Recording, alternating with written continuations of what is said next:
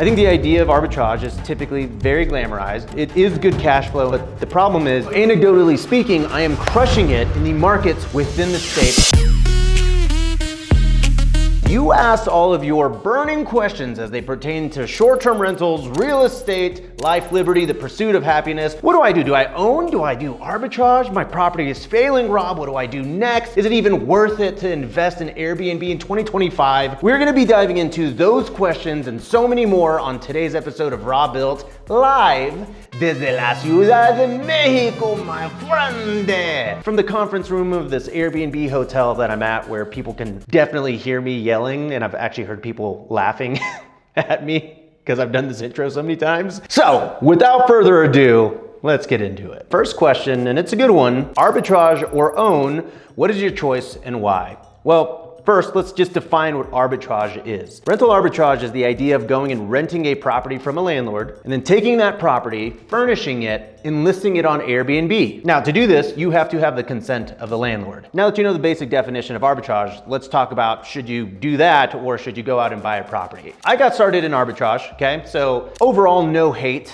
I got into arbitrage because I literally had no other way to break into Airbnb, but I knew that I really wanted to get into Airbnb. I was working a 9-to-5 job. I was making pretty decent money, but it was gonna be many years before I could ever save up enough money to go out and buy a property that I could then Airbnb. So if that's you, if you're in the position in life where just getting to your first $10,000 is difficult enough and you're so far away from buying a property, then I think arbitrage is okay. But if you're financially stable, you have a good job and you have a good nest egg saved up, anywhere from $50,000 to $200,000 plus, to actually go out and buy a property, furnish it, and turn it into an Airbnb, I 100% believe you should do that. I think the idea of arbitrage is typically very glamorized because there are a lot of people out there that will say, you can go out and start an arbitrage for $7,000 and get 3 months of free rent and make $10,000 a month. It is good cash flow and it is a way to build good monthly cash flow, but the problem is you don't own it. So really all you're doing is creating a good income stream of cash flow, but really what you're doing is you're building more of a job for yourself than a business. I think at scale, you could call it a business, and at scale, I mean 10, 20, 30, 40, 50 units. But if we're talking about a couple of units here, you are talking about the grind of Airbnb, which is really tough. It's not an easy job. It's not an easy grind for something that's basically going to end in 12 months, or maybe 24 months if you negotiate with your landlord, or maybe 36 months. But at the end of the day, leases end, meaning so does your business. And now you have all of this furniture and nothing to do with it. On the flip side, if you go and you own it, you own that property, and you're not just getting cash flow. You're actually getting 4 different benefits when you own. You are getting cash flow, you are getting tax benefits, you are getting debt pay down, meaning your principal balance is going down, and you get appreciation, meaning that the value of your property goes up. Now, all of those benefits work so symbiotically, oh my God,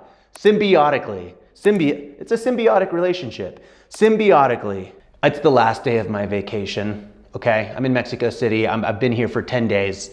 I'm waking up at 5 in the morning. I'm waking up in basically 7 hours, and I'm flying back to Houston, and I'm tired. I'm on vacation and I'm tired, but Caleb's making me do it.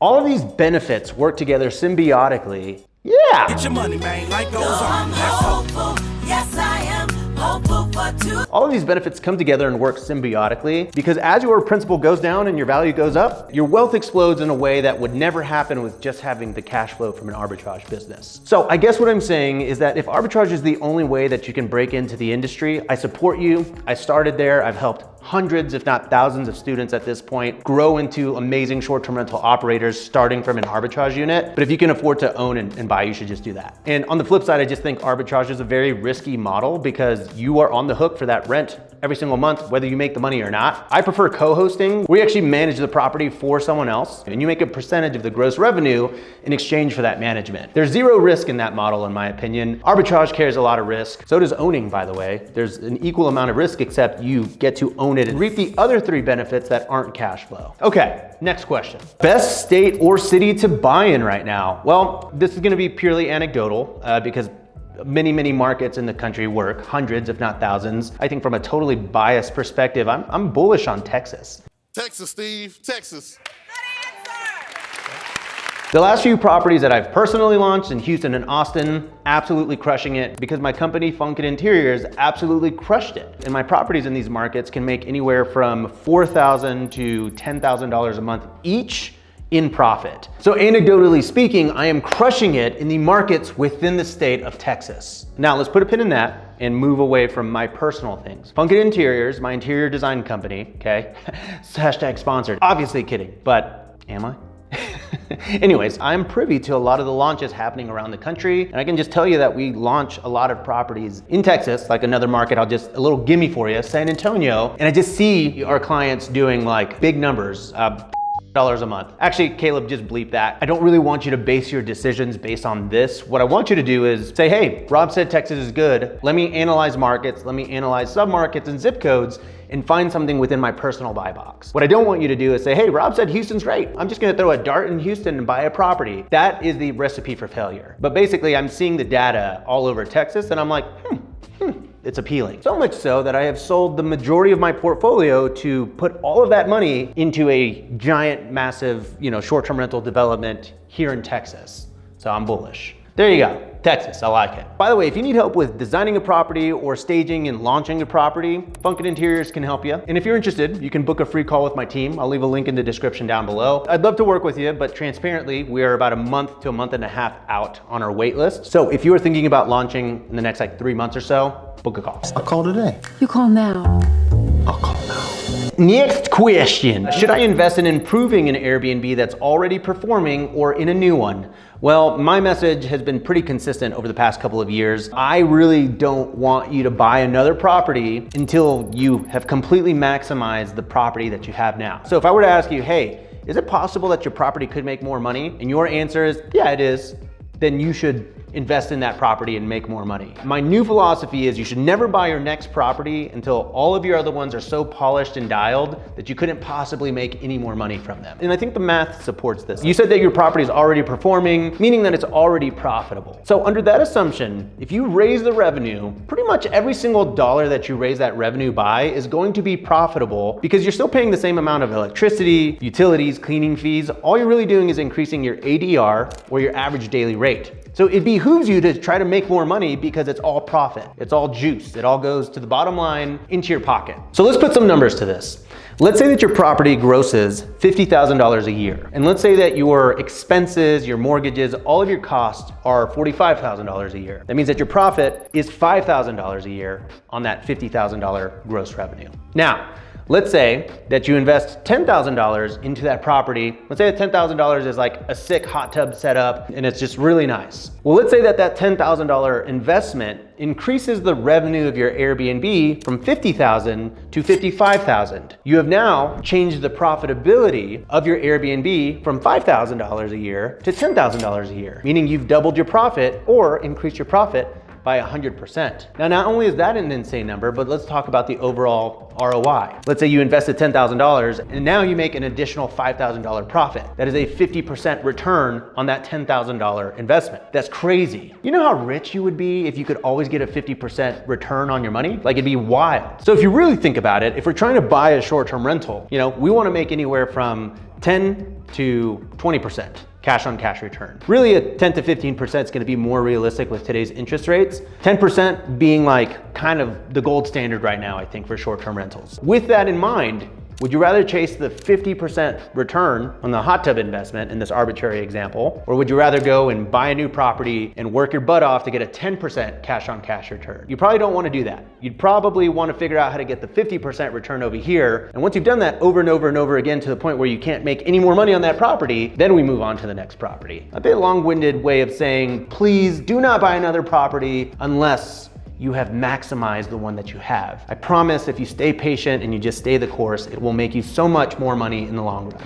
And scene! Next, thank you for sharing all about short-term rentals. Your content is 100% accurate, not like the other ones out there, heart emoji. Well, you know what? Genuinely, thank you. I do talk about the good, but I think I do a pretty good job about talking about the bad and the ugly. If that's something that y'all appreciate, if you appreciate the transparency and me getting real, do me a favor. Hit the like button, leave me a comment like that. I read all the comments, it means the world, and hitting the like button actually helps us with the YouTube algorithm, and it helps get my face in front of everyone else who wants to learn this thing, and and hopefully I can warn them about the mistakes that I've made and inspire them to do things correctly. All right, like it, please.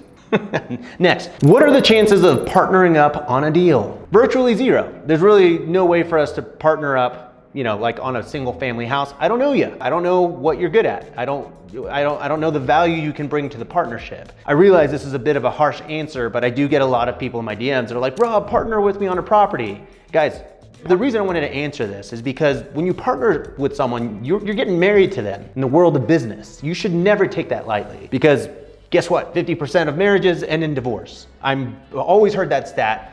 I don't know if it's true, but it's definitely true in the world of business. The chances of a willy-nilly partnership like that ever working out is so slim. You have to be very cautious about who you partner with, because you could be partners with them for 5, 10, 15, 20 years, and resentment grows so quickly if you don't know and trust that person to the core. With that said, I'm a great partner, but I don't know you.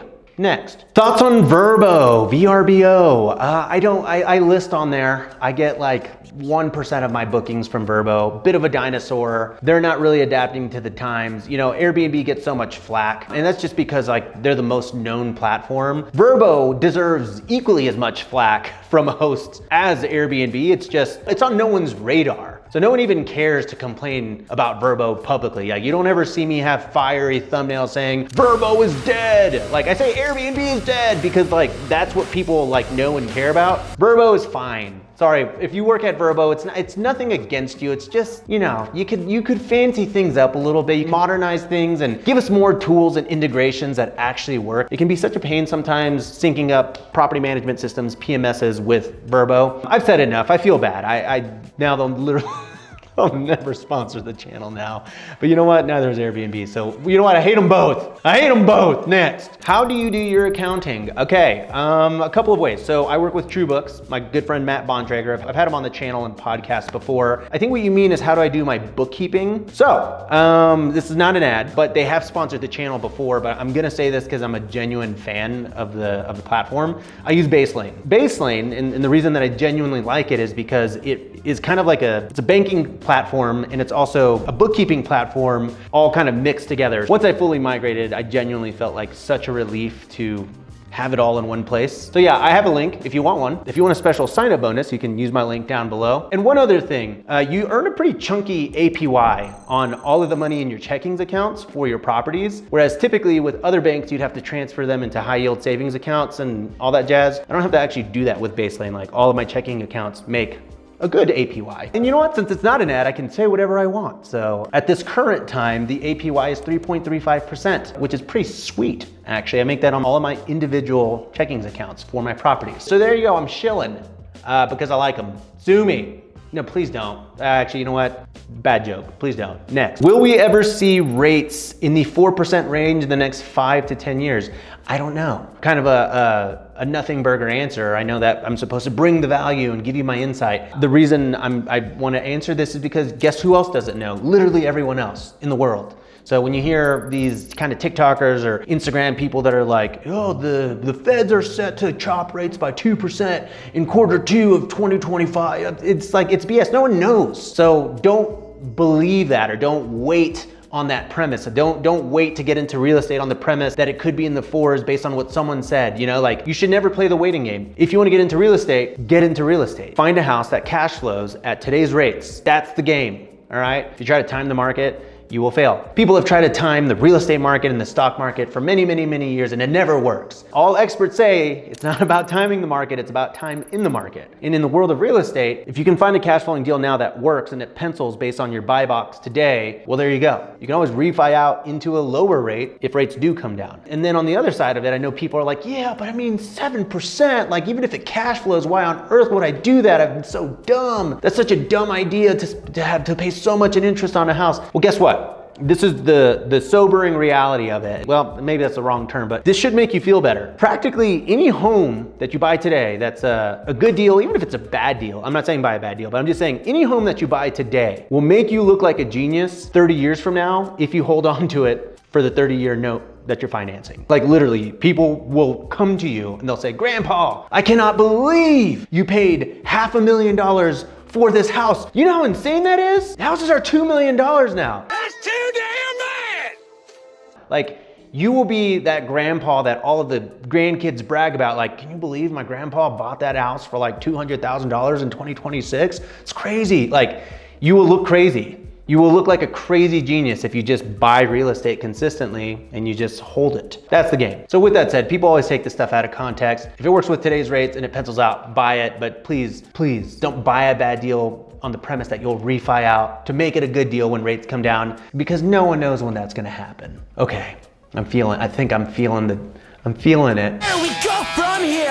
My bed. All right, next. This is a good question, and I think a lot of people can relate to this. I have no capital, but want to build a business with my wife. How do I start from the bottom? Short-term rental business, obviously. Look, it is hard. I wish that there was a sexy way to be like, yeah, like if you just go out and do this and this and this, you'll make 100K and then you'll have enough money to go get a down payment for a house. It really doesn't work that way. I would say, unfortunately, it's a time and a hard work thing. You have to spend a lot of time working hard to save money to get into the business. Maybe you'll find yourself into arbitrage, like we talked about at the beginning of this video, and maybe you'll find yourself learning so much about short-term rentals and becoming an expert in it that you can go and approach an investor about partnering up and running it if they front the cash to fund the investment. I would say truly, if you have nothing, the best thing you can do is be a part of the world. Figure out a way to wedge yourself into the world of short-term rentals. Go to real estate meetups. If you can afford it, go to a conference. Put yourself in a community of other short-term rental hosts, because most hosts that I know didn't start out by having 100K down and buying a property. Like, a lot of the hosts I know are scrappy. Like, we all started with nothing and we kind of figured out how to snowball and scale our portfolios into what they are, into what seems impressive to most people that are starting with nothing. Short-term rental hosts, what I love about us is that we're just so dang creative about how we break into this industry. And I'll say this as a quick plug to myself. I've got the Host Camp community, which is my community of over 4,000 hosts that are all doing this. They're all figuring out the short-term rental thing, how to level up, how to scale, how to acquire, how to develop, how to do arbitrage, co-hosting, creative financing. It literally is a mastermind network of the greatest operators in the world. And that is something you can join today for $1 if you want. I try to make it accessible for you to just come in, dip your toes in. You'll get access to all of my courses, you'll get access to the student body, and a group coaching call with me every single month. You got nothing to lose except $1, I guess. But I promise you, if you're willing to invest $1, like a hot and spicy or a McChicken from McDonald's, well, I guess that was like back in 2015. Now they're like $2. But if you're willing to invest this $1 in yourself, it'll be worth it if you put the time in to learn and soak up all the materials. I'll leave a link in the description down below for you if you want to try that. But moral of the story is, whether it's the Host Camp community or a real life community or a Facebook community, just plug yourself in, live and breathe short-term rentals. I promise you, you will figure out how to get into that first unit. Okay. My thanks is all gone. I have so many more questions, but I do have to wake up in 7 hours at 5 in the morning. So with that said, love you guys. If you found value in today's video, please drop me a like. It genuinely does help with the YouTube algorithm. And I'll leave you with this. If you want to be inspired by a true rags to riches story, I recently released this video featuring Tori and Seth Bolt, who are the founders of Bolt Farm Treehouse. And they literally went from like $0 to a whole $32 million empire. If this story doesn't inspire you, then honestly, I don't know what will. So head on over there to check out their story.